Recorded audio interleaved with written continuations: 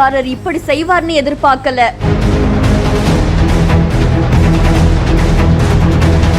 பைக்ல 2 பேர் இருந்திருக்காங்க.